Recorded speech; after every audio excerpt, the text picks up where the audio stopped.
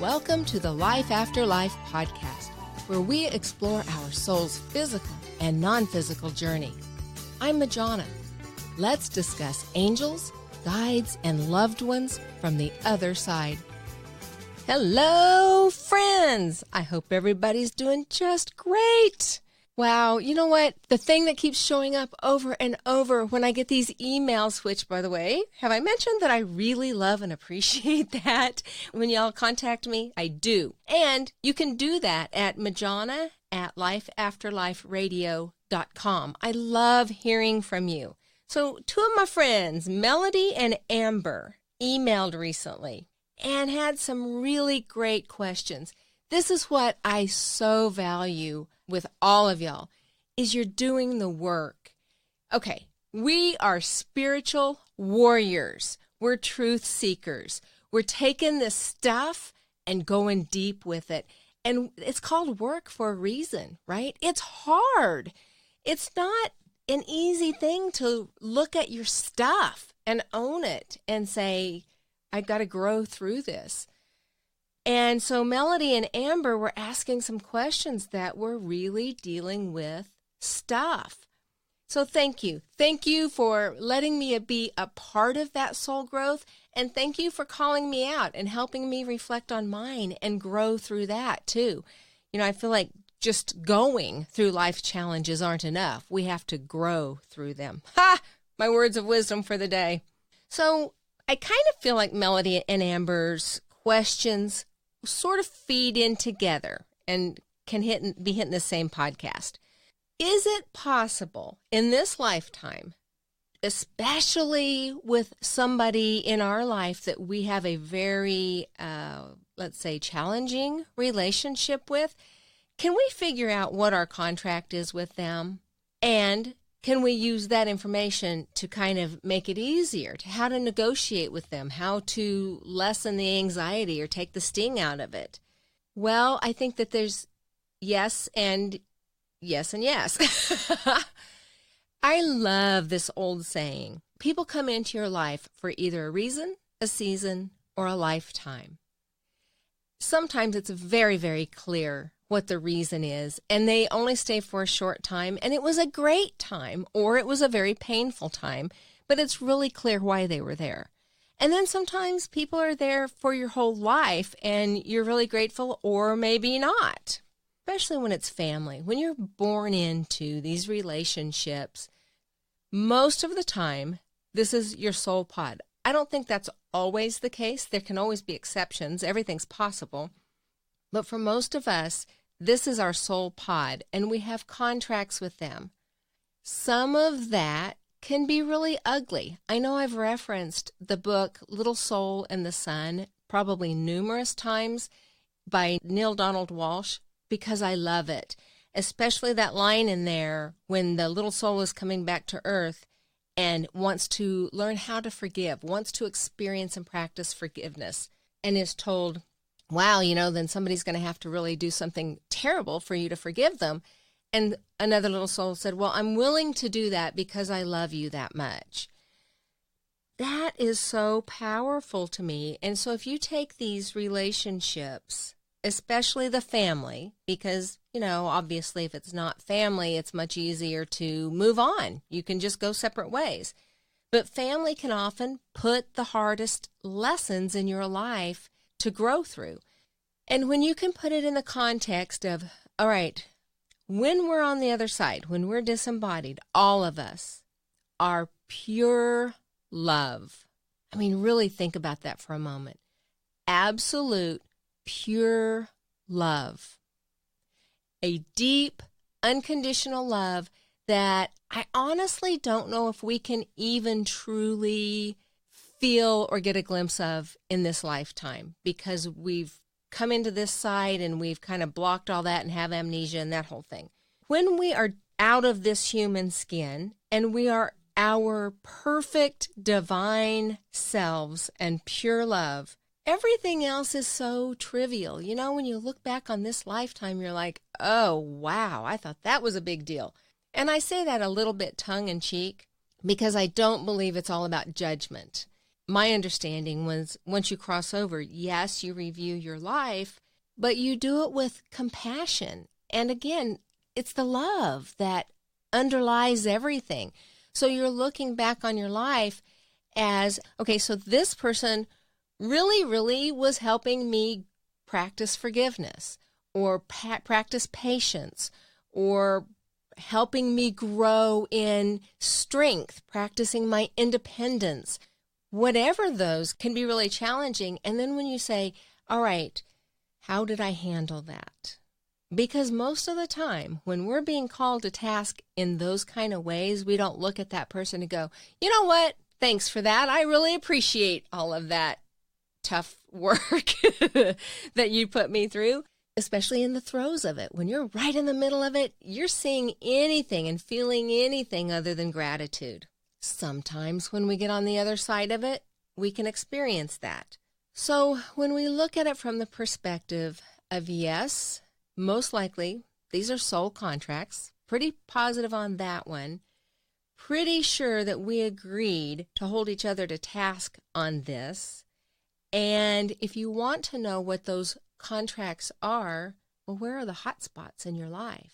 The most extreme loving and tender memories that you have were blessings in that you got to experience those, and those could be contracts. And then on the other side, those heart-wrenching, kick in the stomach moments or experiences that just take you to your knees and you don't think you can survive them, or they're the dark night of the soul, or that family member that you just can't get along with and it's constant conflict. If you can look at that and go, okay, you know what? That is to teach me the patience and the kindness and the forgiveness. And I'm blessed to be able to learn those lessons. It's just a matter of perspective, right? I do believe everything happens for a reason. And a lot of what happens, we can't control what happens to us. But you can always 100% control how you respond to it. So the short answer is anytime you come out of love and integrity, the answer is yes. You're in the right spot. And that's so hard to do sometimes. And it's okay to go back later and talk about it, even if it's self-talk. There's so many strategies to handle this and different techniques. On one hand, I want to say it is situation specific, and on the other hand, not so much. But when you're talking about your own pain, it is your specific situation, and it's hard to take a blanket answer. If you want to talk about that, email me, or you can go on the website and just schedule a time and we can go through this. It takes me to a training, some communication training that I've had that is just so helpful in this situation. So then another piece of this is forgiveness. Any of this stuff that is the painful stuff always needs forgiving. Whether it's forgiving yourself or forgiving others, whether they really did something harmful to you or you perceived that they did, it doesn't matter. And sometimes that's why going back and trying to have a conversation over these things, if it was years ago, isn't going to resolve anything. You're digging up old bones because you have different memories and different perspectives. So the point is that you're forgiving for yourself. Let's say 15 years ago, somebody did something to you that was devastating to you. It changed your life in some way. And you have just not been able to get over that. You see your life as it is now and you wonder, how could it be different if that would have never happened? If I would have never met that person or that situation would have never happened, how could I be a different person? You know, there's a question that probably everybody has seen and maybe put some thought into. If you could go back and change one thing in your life, what would it be? I don't know if there is a right answer, but if you go back and change any one big event in your life, would you be the person that you are now? Maybe, maybe not. But that really big stuff, those great accomplishments and those very painful things made you, helped contribute. They were the building blocks to who you are now. and put you in your life where you are now. That doesn't mean you have to love your life right now. It'd be great if you did, and that's something to work towards. But look at yourself. No matter who you are, there are things about you you don't like. The thing is, again, growing through that and owning it. And okay, so that happened. Forgiving yourself for any part that you played in it. Not saying that you did, but if you did, forgive yourself for that. And doesn't matter if you forgive that other person. If you haven't seen or talked to that person since then, and maybe you never will, doesn't matter if you forgive them. Well, think about it this way. If you don't forgive them, if you're angry, and every time you think about that person, your blood pressure increases and you might feel nauseated or get a headache, you feel physically ill, you get really angry, what effect is that having on that person? If you're saying, I can't succeed in life, I can't have the job that I want, or I can't be the person that I want because of that person, because what that person did to me, is that person suffering at all because you are not forgiving them? No, they're not.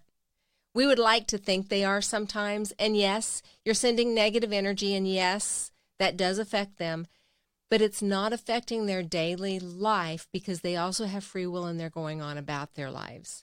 Who it's really affecting is yourself. Forgiveness is truly always about you. You forgive for you. Releasing that negativity so that you can move on. Someone asked me one time when I was really struggling with a piece of forgiveness, and I said that exact same thing. This person is no longer a piece of my life. This was an abuse case. This person is now old and is having tons and tons of physical challenges and is in a lot of pain, I think. Based on these physicalities, I would think so. And you know what? I'm okay with that. It's not my place to say this person deserves that, but knowing the pain, the physical and emotional pain that person has put so many other people through, myself included, I just don't have sympathy or compassion. I feel like this is only a piece of what you caused other people to experience. And a friend of mine that was, love this guy, so sweet, insightful, and he said, hey, Majana, so turn it around. What part of you, who are you today because of that? I was like, what? Say that again? Now, wait, you're asking me to find some value in this? Give this person some credibility for who I am? He just very wisely just kind of didn't say anything. Smiled at me. And I really, really had to think about that. How did that affect who I am today? And then that butterfly or the ripple effect, right? Because of that horrible situation, how have I paid it forward to help other people not have that horrible situation? Why am I an advocate in places that I'm an advocate? Maybe that was, after all, a soul contract. As hard as that is to believe, and as hard as that is to accept, maybe that person truly did that because he loved me that much. Gunk. And here's another possibility. Maybe I had to experience that to become an advocate to help someone later on in a way that I never could have helped them before. Maybe I was a voice that they needed, or I was a shelter in the storm, and I don't even know. But that's the beauty of it, the ripple effect. So forgiveness, I think, is huge. How do you forgive? Let me tell you, baby, it is layers, because those people in your life that have impacted you so strongly that you need to work on forgiveness there. And I'm talking about my personal experience here, right? We all have it. We all have people in our lives that have hurt us so deeply that we need to do some forgiveness. Every single time I think I'm good. I've grown through it. I've forgiven. I've moved on. It's all good. And for years that might seem like it's true. And then something unexpected some trigger I didn't even know was there comes up, and boom, I'm back in the anger and the resentment and the blame and the how my life would be different and blah, blah, blah. And I'm like, God, I thought I was done with this. Seriously? I thought I was over this. Well, I was over that part, and now I get a new layer. And it might be a little new piece of information that showed up. It might be somehow while you're doing your other spiritual warrior work, okay, look, this is a place I need some work. And you trace that back. Why do I feel this way? Why is this my thought or whatever? And you trace it back and go back and back. And then boom, it goes right back to that same person again. And dang it, I forgave you for that other stuff, but now I got to forgive you for this too. And it just goes on and on. It's the onion. And sometimes it just is. I can't explain other than we made this contract in another life that I was going to get to experience this. I was going to be blessed by this person to grow through these challenges, to reach down and find my bootstraps and become the person that I am today because of those events. And it took me a long time to be okay with that. And I am okay with that. It took a long time, but you know what? I'm okay with who I am. And look at this. I'm standing in this studio right here talking to you, and I want more than anything to be your advocate, to show you that all of this is worth it, and you are bigger and more powerful and stronger than anything, any obstacle or negativity put in your way, in your path on this lifetime. You can grow through it. That doesn't mean it's easy, because the easiest stuff aren't the biggest lessons, right? We know that. But I do believe that we can do it together. So working on forgiveness in whatever the way you work on forgiveness, and just understand it's going to be layers of an onion.